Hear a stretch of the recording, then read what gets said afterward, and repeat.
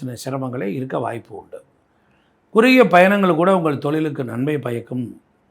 மாதத்தின் பிற்பகுதியில் குடும்ப பிரச்சனைகள் உங்கள் தொழிலிருந்து உங்களை திசை திருப்பக்கூடும். என்னால் இதை தவிர்க்க முயற்சிங்க. உயர்கல்வி பயிலும் மாணவர்களில் அவங்களுக்கு எடுத்துக்கிட்டால் மாதத்தின் முதல் பகுதியிலேயே ஒரு 15 நாட்களே உங்களுக்கு ஒரு வெற்றியை கொடுக்கும். அதே நேரத்தில் வெளிநாட்டில் படிக்க விரும்புவோருக்கும் பிற்பகுதியில் உங்களுக்கு நன்மையே தரும். நல்ல செய்தி கிடைக்கும். குடும்ப உறுப்பினரிடமிருந்து நீங்கள் தொடர்ந்து ஒரு நல்ல ஆதரவைத்தான் பெற்றுக்கொண்டிருக்கிறீர்கள். தேவைப்படும் போதெல்லாம் அவர்கள் உங்களுக்கு உதவுவாங்க. ஆனால் நீங்கள் அவங்களுடன் பாசமாகவும் அன்பாகவும் நடந்து கொள்ள வேண்டும். உங்களுடைய கல்யாணமானவர்களுக்கு துணைவர் ஆதரவும் மகிழ்ச்சி அடைய உதவும்.